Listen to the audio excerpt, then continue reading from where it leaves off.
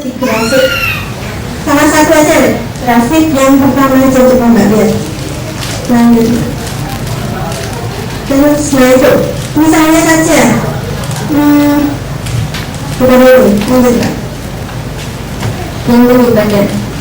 Nah ini adalah berat badan anak laki-laki menurut tinggi badan yang 0 sampai 5 tahun mbak. Ada mbak? Oh nggak ada ya. Perempuan 2 sampai 5 tahun ada ya? 0 sampai 5 tahun. Nah itu kalau yang tinggi lanjut. Itu mau ya udah. Sekarang gini bu, nggak ada pointer mbak. Saya enggak. Ikut tinggi badan ini anak apa ya, laki-laki? Siapa yang punya anak laki-laki? Oh ya, salah satu contoh guyup aja deh. Tingginya berapa bu? 120. Sekarang ibu buka grafik berat badan menurut tinggi badan anak laki-laki. Kita lihat sama-sama ya. 120 ini 120 kan. Berat idealnya itu berapa nih yang final? Standar deviasi itu idealnya. Jadi berapa nih? 12, berapa? 2 lah sekitar itu ya. Yang 22 ini angkanya, enggak kelihatan. 22,2 idealnya itu.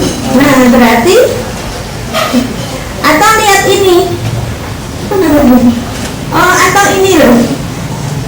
Ini kan ada kriteria. Lihat. Kalau kurang lebih dari 3 SD itu di sini. Kalau lebih di sini maka anak itu disebut dengan obes, gitu ya. Kalau dia kurang dari 2 SD, ini 2 SD, kurang di sini maka dia disebut overweight. Tetapi kalau antara plus 1 SD sampai dengan min 2 SD itu normal, sesuai. Kalau di bawah min 2 SD disebut kurus. Kalau di bawah min 3 SD anak itu sangat kurus atau gizi buruk kalau kita sebutnya. Jadi selama kita itu kalau menentukan status gizi harus tahu berat dan tinggi dan jenis kelamin, karena grafiknya lain itu. Nah kemudian ke slide sebelumnya mbak, itu salah satu cara adalah pakai keterangan yang di pojok kotak-kotak itu kalau mau gampang atau mau dihitung coba sebelumnya. Nah itu menghitung status gizi itu berat badan aktual dibagi berat badan idealnya dia menurut tinggi badan kali 100%. Jadi misalnya guyup nanti dia beratnya berapa sekarang? 30 itu berat aktualnya dia 30. Berat idealnya menurut tinggi badan berapa tadi? 22,2 kali 100% coba dihitung. Banyak tahu apa enggak? Kalau ya 30 bagi 22,2 kayaknya obes sih. Berapa persen? 135%, jadi dia obes gitu. Nah, tugas ibu-ibu sekarang menghitung masing-masing anaknya sendiri-sendiri. Berat aktualnya dibagi berat ideal menurut tinggi badan yang 100%. Waktunya 5 menit. Bisa kan? Nanti kalau bingung saya kasih tahu. Kalau yang perempuan pakai yang pink, kalau yang laki pakai yang hijau. Ya mbak ya, terima kasih mbak ya.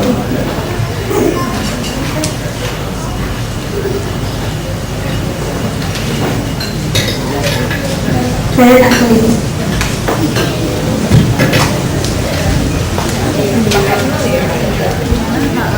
Ini rentangnya normalnya kalau asal dia yang pakai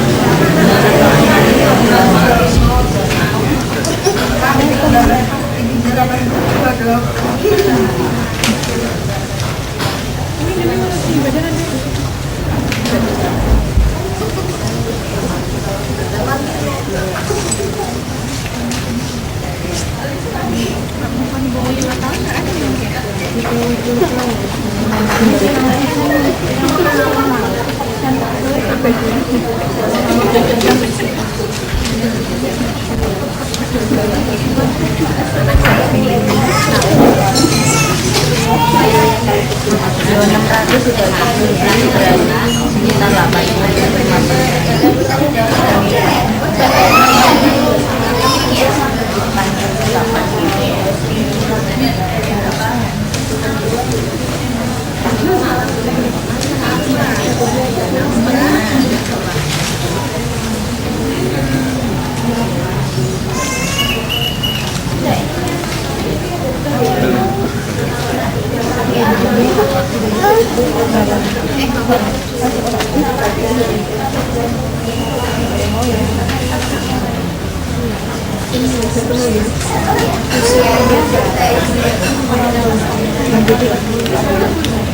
Ini kan umur 2 sampai 5 tahun. Beratnya berapa? Oh, tingginya berapa?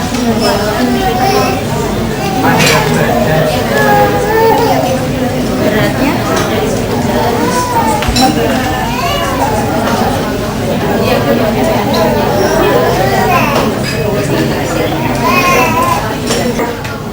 yang mau bertanya silahkan ngacung. Ketingginya Bu.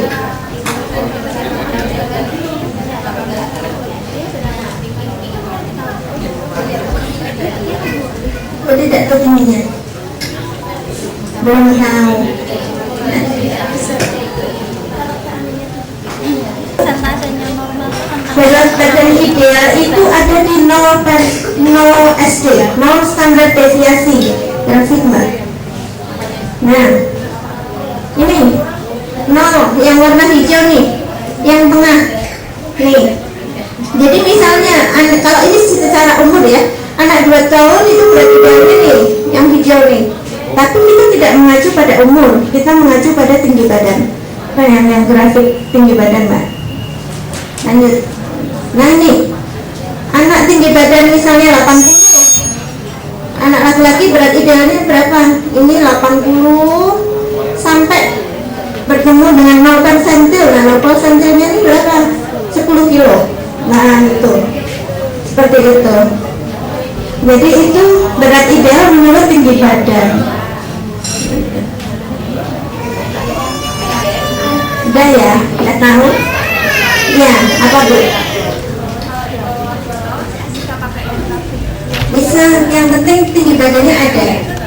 Itu kayaknya mbaknya yang ngetik kemarin sama ngasih judul. Itu kayaknya 0 sampai 5 tahun kalau nggak salah tuh. Grafik ini yang sampai 120 dulu.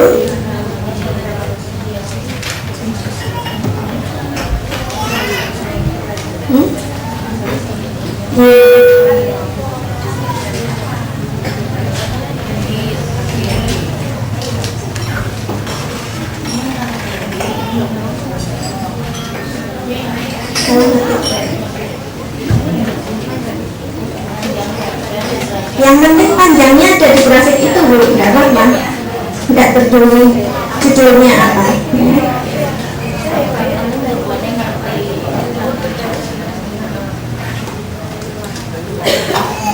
Oh salah kan?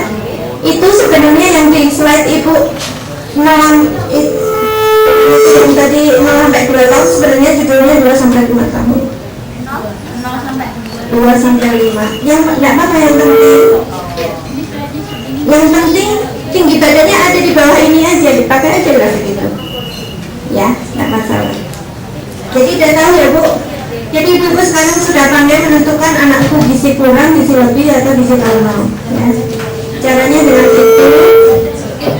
Kalau mau cara gampang, pakai kotakan ini. Kalau pengen tahu persentasenya, pakai rumus tadi. Nah, kemudian rumus tadi itu masukkan ke klasifikasi welcome tadi Mbak sebelumnya.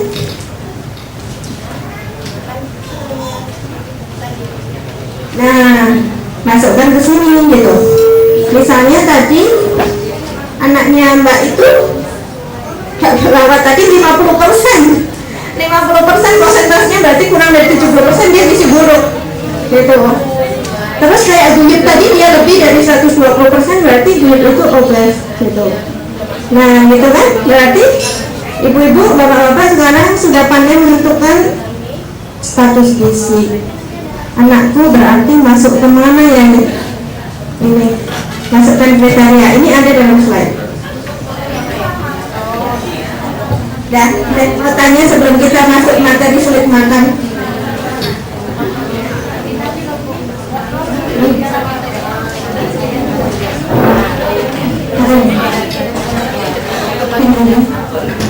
Grafiknya seperti ini, tapi penelitian CDC ini tidak melibatkan anak-anak Asia gitu. Makanya kita sekarang diajarkannya pakai grafik WHO. Lanjut Mbak. Nah ini sudah bisa, tadi sudah pada workshop ya, ini tadi ceritanya. Kalau anak laki-laki 5 tahun, tingginya 95, beratnya segitu, nah status gizinya gimana? Lanjut. Nah kalau dia tinggi 95, berat idealnya 14. Jadi status gizinya apa ini Bu? 69% gizi buruk. Nah itu. Nah lanjut. Nah sekarang kita masuk materinya ya. Sesudah kita menghitung status gizi, kita tahu anak itu status gizinya kurang misalnya. Lah kenapa masalahnya gitu? Nah, banyak anak-anak kita itu sulit makan, seperti foto gambar pertama tadi, anak saya suka makan waktu itu umur 14-15 bulan sampai 2 tahun. Kalau disuruh makan malah singkem, ya udah buka mulut, padahal pagi-pagi saya udah susah-susah bikin nasi tim, maksudnya biar anaknya makan lahap, ternyata nggak mau, udah masuk mulut dilepas. Beda. Pikir saya, aduh nggak enak banget saya bikinnya gitu, jadinya minder jadi ibu. Nah sebenarnya sulit makan nih merupakan masalah yang lazim ya, hampir semua ibu-ibu mengalami masalah ini. Tapi sebenarnya gitu, pertanyaan masalah sulit makan itu sementara, jadi akan membaik sendiri dan jarang yang sampai menimbulkan sesuatu yang berat, misalnya terus anaknya jadi sakit berat karena sulit makan ini. Biasanya dia resolve sendiri gitu, umur biasanya 5 tahun ke atas atau 4 tahun ke atas anak-anak mulai mau makan lagi gitu. Nah kalau anak-anak dan orang-orang dari neuropediatri itu sering menghubungkan masalah sulit makan ini dengan perkembangan otak. Jadi anak 1 tahun sampai 3 tahun tuh otaknya baru berkembang pesat, membuat sinap, membuat jalinan-jalinan baru, sehingga anak itu lebih tertarik ke hal lain. Misalnya kan otaknya nih daerah motoriknya baru berkembang, misal dia nyanyian sedekrak, kemana-mana semuanya diperhatikan, semuanya dipegang. Nah itu jadi dia perhatian ke makan itu turun. Nah karena turun jadi dia susah makan. Kita kasih makan nggak mau, pilih main gitu. Lanjut Mbak.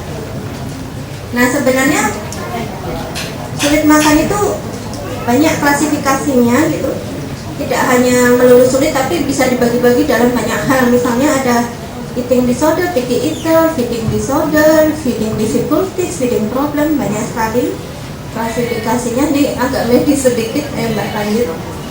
Pak, eating disorder tuh contohnya ya anoreksia nervosa, jadi anaknya nggak mau makan sama sekali, atau bulimia nervosa, pengen makan tapi takut gemuk terus diobrok-obrok sendiri mulutnya biar muntah. Kayak siapa dulu ada tokoh terkenal yang legenda zaman dulu, kasihan dia ya, dia orang menderita bulimia nervosa, jadi habis makan dimuntahin lagi, makan dimuntahin tuh bulimia nervosa.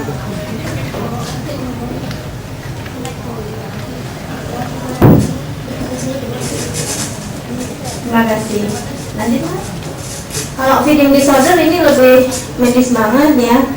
Feeding disorder itu kalau ICD-10 tuh kayak bukunya dokter lah, buku diagnostik gitu.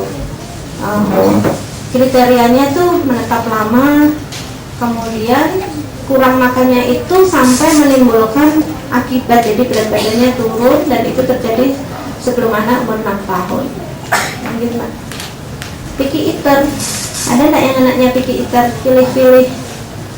Siapa yang anaknya pilih, aku maunya kentang aja, aku maunya ayam aja, tiap hari kalau ke ayam kremes nggak mau, tiap hari kalau nggak telur aja nggak mau. Itu banyak kan anak-anak kita. Nah kemudian lanjut lagi, feeding difficulties yang kesulitan makan, ini lebih ke medis juga. Ada termasuk di dalamnya ada kelainan organik, misalnya orangnya ada sakit tertentu jadi susah makan. Lanjut. Nah kemudian kita harus ada pendekatan, anak kita ini susah makan, apa sih yang harus kita nilai nomor satu, masalah yang tampak tuh apa dia picky eater atau dia kemudian maunya tuh apa tuh, maunya cuma berapa sendok aja sudah gitu ya. Kemudian apa anak itu punya penyakit tertentu, misalnya dia ada sakit akses gusi misalnya, jangankan makan, dia nggak usah makan aja udah cenut-cenut, atau ada sariawan, atau ada apa, atau gigi mau tumbuh misalnya. Apakah sampai berat badan dan perkembangannya itu terpengaruh? Jadi misalnya dia susah makan sehingga jadi gizi buruk, tadi berarti terpengaruh. Kalau gizi buruk, harusnya anak itu 9 bulan berdiri, dia tidak berdiri. Bagaimana mau berdiri, nggak kuat ini ototnya. Itu bisa terpengaruh perkembangannya. Jadi gizi yang buruk itu bisa mempengaruhi perkembangan anak itu, betul. Misalnya anak 1 tahun yang dia seharusnya sudah rambatan, sudah bentang misalnya, karena gizi buruknya dia mau duduk aja nggak bisa, mau berdiri aja nggak bisa, itu. Terus kemudian emosi anak itu gimana? Apa kalau dikasih makan marah-marah? Atau ibunya yang marah-marah saking anaknya? Saya terus terang saya dulu ya. Saya main dia udah mau makan soalnya. Tapi sebenarnya tidak betul. Kemudian sebelumnya tadi, apakah ada stres yang berat di keluarga? Misalnya orang tua bercerai, atau bapak ibunya cekcok terus gitu. Jangankan ngurus anaknya jadi belum saja suruh makan juga tidak mau, dia tuh depresi misalnya seperti itu. Kemudian kan kita harus lihat lagi dewasa. Apakah dia itu misalnya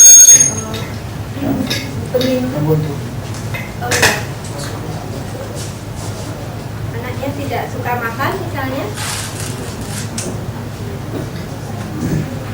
jumlah yang dimakan bagaimana, gak jauh ini,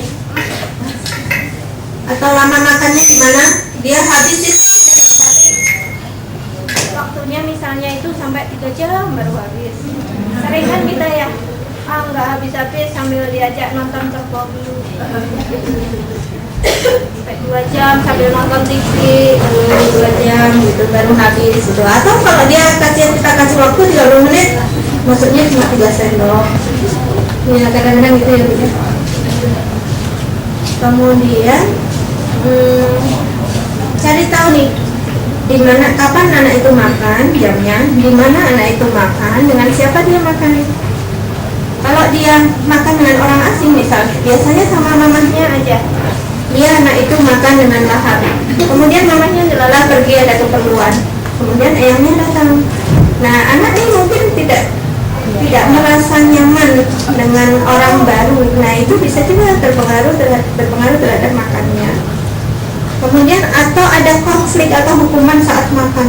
Sebelum nggak habis kamu, besok nggak aku kasih makan lagi. Awas nanti kalau nggak habis nih ayamnya mati. Itu ya seringnya orang Jawa. Itu termasuk ini apa namanya, punishment, hukuman. Sebenarnya jangan. Lanjut Mas. Yang riwayat sosial dan keluarga, ya apakah ada stres di keluarga, temperamen anak, temperamen pengasuh atau orang tua itu, atau kondisi mental kita sendiri, kita sudah capek pulang kerja kan, mau ngasih makan anaknya malah nggak mau gitu. Jadi kita emosi anaknya tambah bingung. Ya, lanjut.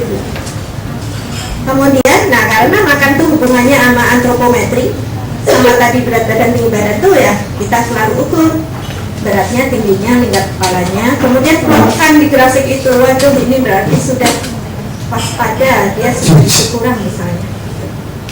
Kemudian kalau ada penyakit enggak, anaknya punya sakit gula misalnya, dikasih makan banyak-banyak tetap saja kurus, bisa jadi. Nah itu harus kita tangani.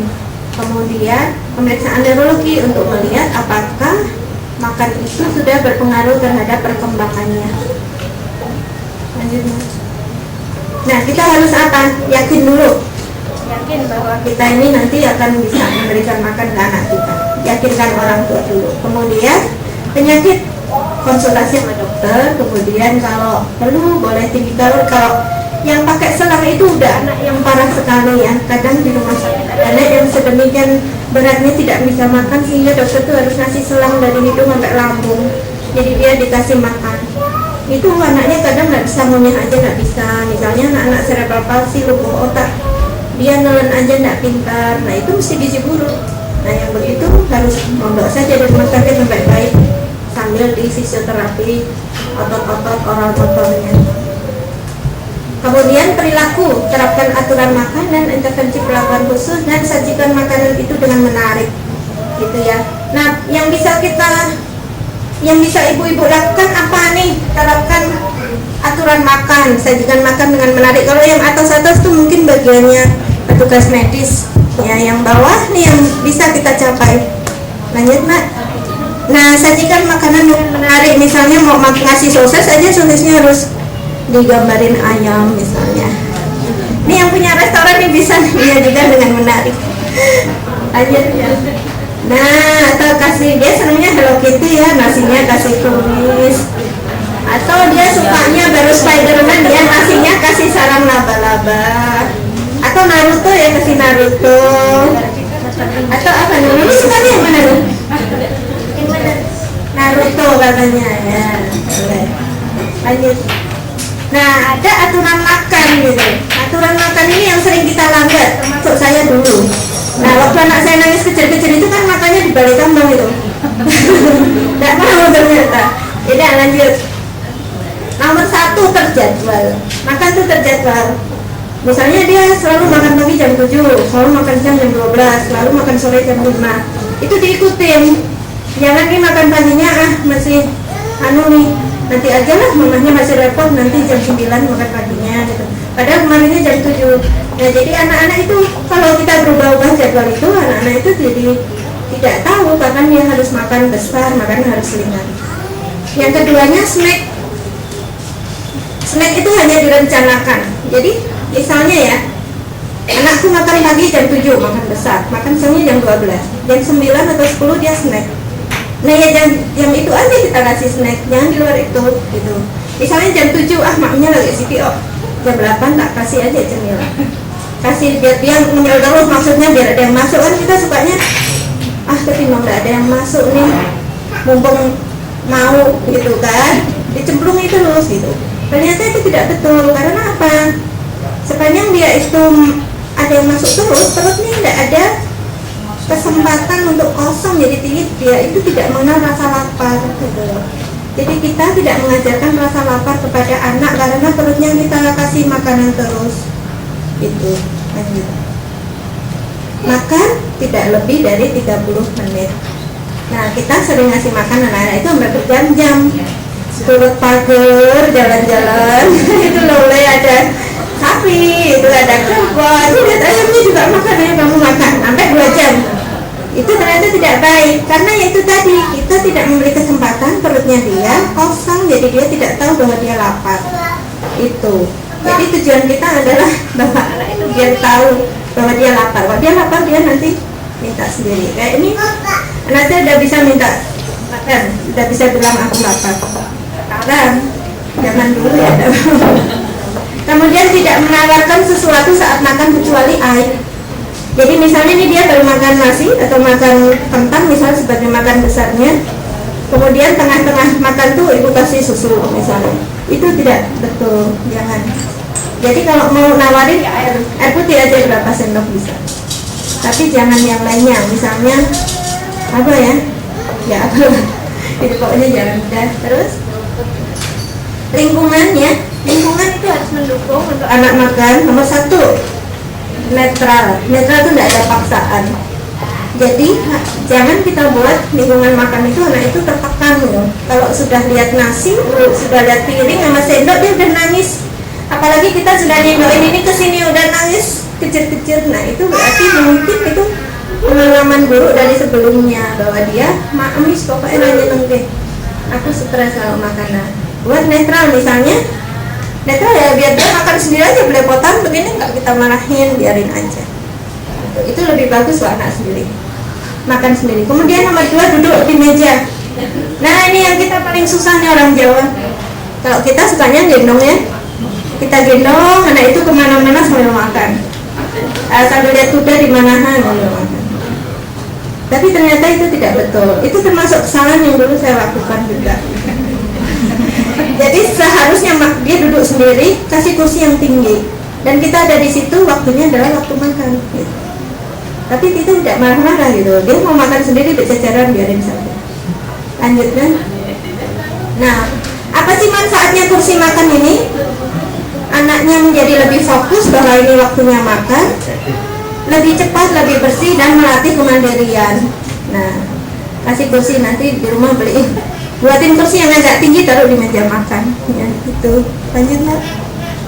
Nomor 3, tanpa mainan. Jadi jangan sambil mainan gitu ya. Tidak TV, tidak mainan. Makan, acaranya makan ya makan. Itu dibuat suasananya menyenangkan. Kemudian makan itu tidak diberikan sebagai hadiah. Jadi, Dek, kamu nanti kok bisa ini, aku kasih hadiah ini loh, makanan. Enggak gitu. Nanti dia hanya mau makannya kalau ya, atau kebalikannya ya, dia dapat hadiah kalau mau makan. Misalnya, Dek, kalau kamu mau makan habis nih, nanti mama ajak ke sana, nanti mama kasih ini. Tidak seperti itu. Tidak sebagai hadiah dan tidak diberi hadiah. Yes. Itu. Lanjut Mbak. Nah, sekarang tadi sudah jadwal, lingkungan, prosedurnya gimana? Porsinya kecil dulu. Anak kecil tidak bisa kita harapkan makan sebanyak kita misalnya. Mungkin porsinya separuhnya misalnya. Kemudian selalu makan padat dulu baru cair. Jadi bukan susu dulu baru dia kita kasih makan, nggak mau dia gitu. Makan padatnya dulu, habis itu selesai baru minum, baru jus buahnya atau apa. Kemudian makan sendiri, usahakan anak itu makan sendiri, nggak disuapin. Kamu bisa makan sendiri, no? Bisa ya, di sekolah kan makan sendiri. Nah, kalau anak itu belepotan ini, mulutnya nih, jangan segera dilap. Biarin aja sampai selesai makan baru kita lap. Kalau kita bersihkan di tengah-tengah makan, dia kira udah selesai nih acara makannya gitu. Biar saja kita lihat jelek banget, tapi enggak apa-apa. Karena dengan mulut yang masih kotor tuh dia masih, oh ini masih acara makan gitu. Kemudian makanan itu diambil 10-15 menit ya. Bila dia kemudian bermain-main tapi tanpa makan, misalnya nih mainannya cuma di apa tuh, acir-acir aja, di awet-awet aja, tapi enggak masuk ke mulut, itu kita ambil. Kalau udah 15 menit kita ambil saja gitu. Jadi wah, lah gimana dokter, anak-anaknya baru makannya baru 3 sendok ya, masa kita ambil? Enggak apa-apa Bu, jangan takut, ambil aja. Nanti jam 12 kita kasih dia lagi makan besar, jam 5 sore misalnya kita kasih lagi makan besar.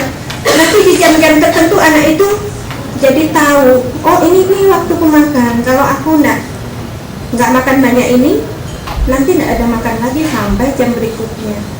Itu mengajarkan anak makan, jadi aturannya harus kita tegakkan. Kemudian kalau anak sudah marah-marah nih, udah teriak-teriak kayak begini, ya sudah, berhenti saja. Jangan dipaksa sambil anaknya nangis-nangis. Kita kasih tetap makan, nanti tambah depresi anaknya. Kemudian mulut kotor hanya dibersihkan kalau sudah selesai. Faktor pendukung, nah kalau bagusnya keluarga tuh makan bersama. Tapi repot ya, mamanya belum datang, apalagi kok dokter anak. Gak bisa nemenin ya Nuk, tapi paling enggak pagi bisa nemenin. Misalnya pokoknya kita ada di rumah ya, kita makan bersama. Gitu. Lanjut. Take home message-nya. Ya, apa itu ya? Yang paling penting yang bisa dilakukan orang tua ya food rules ini tadi. Food rules, aturan makan yang tadi itu kita patuhi saja. Lanjut Pak. Nah ini nanti menghitung gizi ya. Mau ada pertanyaan dulu nggak tentang prosedur tadi, tentang aturan makan? Atau ada yang sambat? Boleh. Silakan. Habis ini hitung-hitung pakai kalkulator lagi kan repot, susah kan? Nah mending yang itu tadi, ada yang mau tanya? Enggak. Gimana Bu? Ya. Mau tanya. Kalau mungkin untuk anak yang usianya itu udah saya mau tanya untuk dari penjelasan yang sebelumnya tadi ya, saya kebetulan anak saya itu baru 1 1 tahun 2 bulan. Dan anak saya itu sebenarnya bukan picky, tapi dia gampang bosan jenis makanan, jadi harus diganti-ganti. Sangat sulit untuk saya menerapkan seperti tadi 30 menit makan ya kan. Begitu misalnya makanan A saya sadarkan dia nggak mau, saya mesti bikin lagi, ganti lagi makanan yang selanjutnya, misalnya seperti itu. Apakah hal itu sudah benar ataukah ada yang salah seperti itu? Rasanya. Ya, terima kasih Bu. Berarti dalam satu sesi makan tuh menunya bisa ganti berapa kali gitu ya?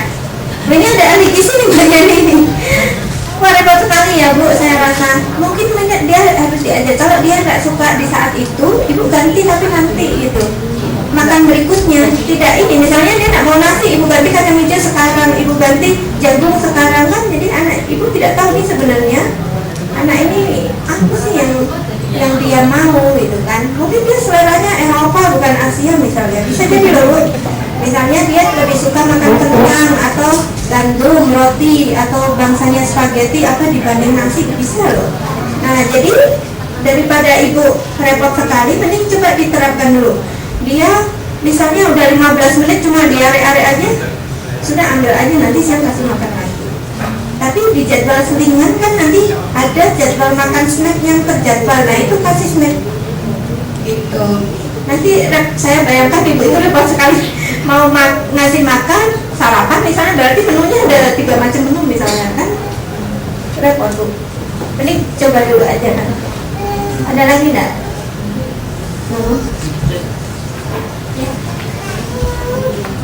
Terima kasih.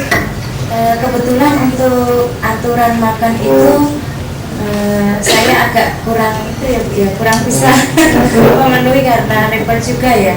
Yang pertama yang mau saya tanyakan itu, anak saya itu usia belum gitu, 3 tahun 9 bulan. Nah untuk bangun pagi itu mesti siang gitu, jadi makan pagi itu jam 9, terus nanti makan siang jam 12 itu tidak mau makan besar. Jadi makan besar itu hanya 2 kali saja dalam 1 hari lah itu. Terus untuk kecukupan gizinya bagaimana? Sedangkan tadi dihitung kok ternyata 100%. Berarti tidak bisa.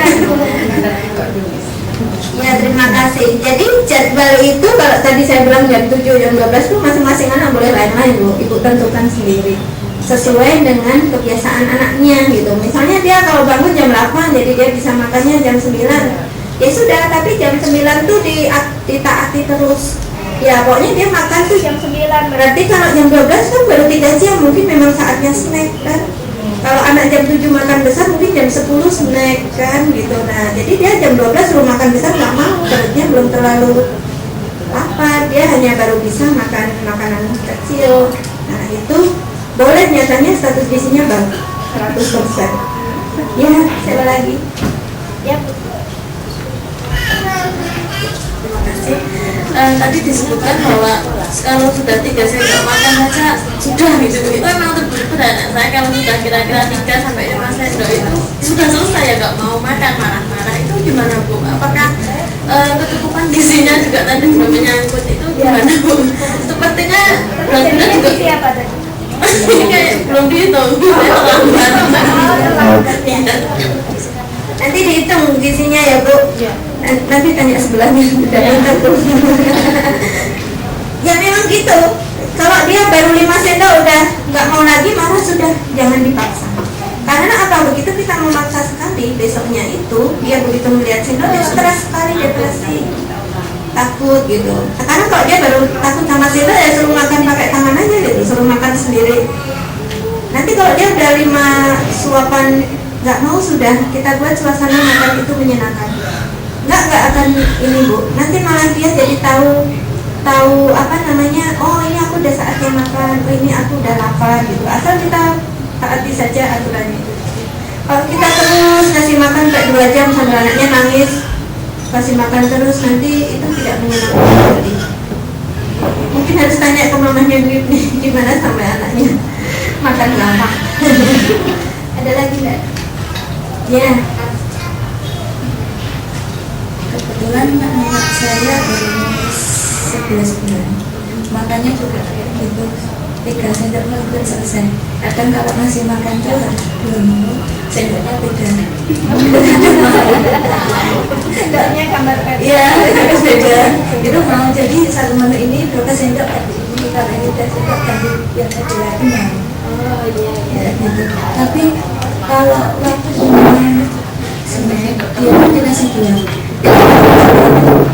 Jadi lebih banyak makan buahnya daripada makan biasanya. Gimana ya? Makasih. Ya seperti itu tadi ya dia. Lumayan tuh ganti sendok mau, tidak ganti menu. Oh lah ya, mungkin bisa dicoba Bu nanti kalau seperti itu. Nah, dia lebih banyak buah-buah itu juga ada kalorinya loh. Nggak apa-apa. Tidak usah kalori terbesar Bu, biar bervariasi anak-anak itu biar tahu tekstur. Oh kalau buah, oh kalau masih 11 bulan masih dilembutkan ya, masih nasi kering ya tidak apa-apa. Nanti kalau udah 1 tahun ke atas kita ajarkan dia makan yang beraneka tekstur gitu. Jadi misalnya anakku nggak mau buah, nggak mau sayur, aku kasih apa tuh minuman yang tinggi serat itu gimana, boleh apa enggak ya? Ya sebenarnya untuk seratnya bagus, tapi untuk biar lidah itu tahu segala macam rasa itu tidak betul gitu. Nah, itu 5 sendok nggak apa-apa Bu, 5 sendok biarin aja ya Bu. aku bangun juga dibilang mana makanan utama mana snack, jadi takutnya waktunya Ya, makan besar itu ya makan besar seperti kita makan makanan pokok, bisa nasi, kalau orang Eropa ya kentang, bisa misalnya gandum, jagung, itu makan besar Bu. Snack itu camilan, misalnya kue, gitu. Buah juga bisa sebagai camilan. karena kan terkadang bentrok dengan saya pernah punya ada pendapat bahwa anak tidak boleh makan pisang apa nanti itu cenderung ke sesak gitu loh, nggak boleh. Jadi kan saya dulu masalah kata kuliah pisang apa Pisang Ambon. iya katanya bikin pisang anak. Nah Iya. jadi kan saya memberinya juga agak Kasurnya. Itu berarti anaknya alergi pisang Ambon Bu. Kalau dia makan terus sesak napas. Ada makanan-makanan yang bikin alergi. Misalnya ada anak tuh yang alergi wortel, tiap makan wortel gatel, sesak napas ada gitu. Alergi kentang juga ada. Nah, tapi itu tidak menimpa semua orang. Jadi itu individual sekali. Dan misalnya dia terjadi pada anak ini belum tentu terjadi pada anak itu. Jadi mau kasih pisang Ambon 1 biji sebagai 1 buah sebagai selingan silakan saja. Atau kalau dia habis makan itu masih mau makan buah juga bagus. Sebenarnya kan makan kita 4 sehat 5 sempurna kan. Ada lagi enggak? Oh, saya makan buahnya cuma mau alpukat. Oh gitu. Berarti masuk ke biji itu buahnya alpukat aja. Nah besoknya alpukatnya itu di blender sama jeruk. Besoknya gimana? Alpukat apa susah? Alpukatnya plus. Nah sebagai perkenalan bisa dikombin dulu. Misalnya alpukatnya plus tomat di blendernya jadi 1 udah mau. Atau alpukat yang itu kan unek ya dicampurnya sama pisang Ambon. Ya udah dalam pelan-pelan aja lama-lama jadi bisa juga. Itu masuknya pikir itu berarti. Mungkin untuk yang ada di sini kita tadi sudah membicarakan anak kita ya. Anak saya ini, anak saya itu, ini kan repot saya ini. Cuma kadang kita lupa bahwa orientasinya tidak ke diri kita gitu ya. Jadi memberi makan itu bagaimana yang baik adalah contoh yang utama dari anak-anak adalah kita. Pernahkah kita makan di rumah? Pernahkah kita makan bersama? Pernahkah kita makan di piring bersama anak-anak? Itu yang penting. Jadi kalau seperti ibu dikatakan, anak saya itu sukanya hanya alpukat Bu, ini nggak mau, itu nggak mau. Orang tuanya pernah nggak makan serendol itu? Karena biasanya tipikal anak itu akan meniru orang tuanya gitu kan. Kalau seperti itu, kalau ibunya sendiri nggak suka, jangan dipaksain gitu. Nanti kalau dia sudah besar, pada masa dia eksplor, dia pasti akan mencari. Temannya melihat, kok aku nggak pernah makan ya. Nanti di rumah akan minta, di sekolah. Nanti kalau lingkungannya sudah berkembang, itu ibu harus siap. Biasanya kok aneh ya, dulu nggak mau, suka. Jadi perkembangan anak itu harusnya seperti itu. Jadi Jangan cemas yang berlebihan, terutama nggak mau ini saya bikinkan ini saya bikinkan, waktunya habis ya, waktunya habis, sehingga kita hanya ngurusin makan tok, tapi secara psikologis anak nggak ini. Jadi anak nanti kalau sudah namanya ke dapur gitu, mesti dia sudah bingung, aku mau bikin apa lagi ya gitu loh. Jadi jangan dibikin seperti itu, tapi biasa aja kita menghadapi. Kalau dia nggak mau makan ya sudahlah, nanti pada saat orang tua makan atau pas saudara-saudara datang atau teman-teman yang bermain, diajaklah makan bersama. Itu mungkin suatu trik yang mungkin Bapak Ibu bisa diterapkan di rumah, karena kesulitan makan itu bukan milik kita pribadi. Anak memang biasa begitu, pada saat dia explore pasti dia akan minta yang kita nggak akan nyangka gitu loh. Dulu sampai dipaksa-paksa nangis, kejar-kejaran nggak mau, begitu satu ketika dia akan minta gitu, karena itulah dunianya anak. Jadi jangan sampai seperti yang dikatakan Dr. Rusma, bahwa kita membuat anak itu trauma terhadap piring dan sendok gitu ya. Kalau sudah seperti itu, maaf dokter, sedikit lagi, ada satu pasien saya yang anaknya memang trauma makan, sehingga benar-benar malnutrisi. Karena kalau makan itu dia harus di dalam ruangan, didudukkan di situ dengan berbagai macam mainan, ibunya dia harus makan apa yang dikasih ibunya sampai anaknya benar-benar nutrisi. itu tidak, saya katakan Bahwa anak harus mengikuti orang tua kalau seperti itu, ya kan? Ini loh mama ngurusin kamu, tidak seperti itu saudara. kita balik gitu. Anak maunya seperti apa kita ikuti, toh nanti dia akan berkembang. Itu Bu Dokter. Ya, Terima kasih Mbak Yani. Mbak Yani ini ahli KIS nih di rumah sakit.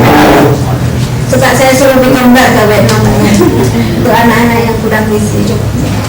Nah, udah nih saya rasa nanti kebanyakan waktunya ini. Sekarang kita mau melihat sebenarnya cukup nggak sih kita itu ngasih makan. Kenapa ya anakku kok gizi kurang gitu. Udah saya sering mendapatkan misalnya, udah kan anak saya itu mau makan terus, tapi kok kurus nih. Tapi kok mau, padahal dia makan camilan terus. Nah, sekarang kita lihat itu sebenarnya yang dimakan itu cukup apa enggak. Nah, berapa sih kebutuhan gizi? Ada di tulisannya kekecilan ternyata ya. Kalau energi itu 0 sampai 1 tahun 110 sampai 120 kilokalori per kilogram berat badan. Jadi misalnya berat badannya 10 ya, 10 kali 110 berarti 1100 kilokalori per hari. Misalnya saya, kemudian proteinnya berapa? 2,5 kayak ini. Lemaknya berapa? 15 sampai 20%. Kemudian karbohidrat itu ya gula ya. Itu keseluruhan energi dikurangi dari protein dan lemak. Misalnya saja nih ada contoh misalnya saja itu anak usia 4 tahun beratnya 16 kilo, dia perlu energi berapa gitu, 1440 kilokalori. Kemudian berapa protein? Berarti 1,8, itu yang ketiga Mbak, 1,8 kali 16 berarti 115 kilokalori misalnya. Kemudian berapa sih lemaknya? Lemak itu 20% dari keseluruhan kita makan kan, berarti 20% kali keseluruhan itu. Nah, karbohidratnya berapa? Karbohidrat yaitu keseluruhan kalori dikurangi dengan lemak dan protein. Nah, sudah ketemu nih, kita butuhnya karbohidratnya 1036 kilokalori. Nah, makan itu ada makan pagi, siang, malam. Pagi itu kira-kira 30% dari keseluruhan, makan siang 40%, makan malam 30% misalnya. Lanjut Mbak. Nah, misalnya tuh satu mangkok bubur ayam itu punya energi itu kira-kira 408 kilokalori ya. Nah, berapa itu butuhnya? Nah, anak kita tadi itu pagi tadi 1000 berapa dibagi 30% berarti 300-an ya, pagi 300-an kilokalori. Berarti kalau satu mangkok itu habis, itu cukup untuk sarapan. Kalau dia tidak habis separuhnya ya berarti cuma 200, berarti masih kurang. Ya, nanti kurang tuh gimana? Tambahin di snack. Snack tuh satu potong misalnya kue apa ya? Satu potong kue biasanya antara 70 kilokalori sampai 100. Nah itu bisa buat nutupin kekurangan di sarapan itu. Terus makan siang misalnya nasi goreng itu 496. Tadi saya lihat di buku itu nasi goreng itu, ini ada buku bahan penukan makanan. Di sini ada contoh-contoh, misalnya nasi goreng dengan telur ceplok 1 dengan udang itu kira-kira 500 kalori. Misalnya kayak tadi tuh 1000 berapa, 40%-nya berarti kira-kira 400-an gitu ya. Kalau dia habis 1 piring berarti cukup. Kalau dia cuma 5 sendok berarti kurang kan. Nah, kurang gimana? Nanti tambahin di sini, tambahin di susu. Misalnya dia kan masih makan susu, masih makan jus buah gitu kan, atau sandwich gitu. Nah, lanjut Mbak, apa itu habis ya. Nah, coba sekarang kita itu menilai sendiri anak kita. Misalnya lihat, saya sendiri tidak hafal ya buku ini apa namanya makanan-makanan, mungkin bisa dikonsultasikan kepada ahli gizi saya rasa. Misalnya nih contohnya ya, kayak beef burger McD misalnya, itu kalau satu porsi 106 gram itu kalorinya 406 kalori itu, makanya Pak makan ini kita gemuk ya. Tuh, terus kalau misalnya kita agak cemilan, padahal cemilan besar kan burger sebenarnya. Atau ini Supreme Pizza Hut satu porsi 224 gram itu dia kalorinya 600 kalori. Jadi kita makan itu sepotong udah gendut namanya. Tapi kalau kita gendut, anak-anak bisa saja itu nanti beli aja buku bahan makanan penukan. Saya rasa terbitannya bisa macam-macam tapi isinya hampir sama sebenarnya. Ini contoh-contoh kalau kita itu misalnya kayak ini kue nih, kue lumpur 1 biji itu berapa kalori misalnya, itu kan bisa kita pakai untuk camilan. Kue lumpur 2 buah itu 250 kalori, berarti kalau 1 buah kan kira-kira 125. Kan tadi saya bilang snack itu rata-rata antara 70 sampai 100-an kalori. Makan besar tuh ya antara 300-400 ya Mbak. Nah itu kalau anak kita lihat aja makan besarnya habis nggak tuh. Kalau dia separuh ya kira-kira berarti baru 200. Nah kebutuhan energinya berapa yang grafik. Nah ini nih yang tadi tabel yang ada di slide Bapak Ibu itu tabelnya Depkes. Ini tabelnya RDA nya Amerika, tapi bisa kita pakai juga sebenarnya ya. Jadi misalnya anaknya berapa Ibu? 5 tahun. Anak 5 tahun tuh butuh kalorinya 90 kilokalori per kilogram berat badan. Kalau yang tadi itu berapa? 90 juga kan? Oh sama 90 ya. Kalau Depkes sama RDA sama-sama 90 kilokalori. Coba Mbak yang grafik berikutnya. Lanjut. Nah, nih misalnya dia energinya butuh 90, dia proteinnya butuh 1,2, tinggal berat badannya kali berapa.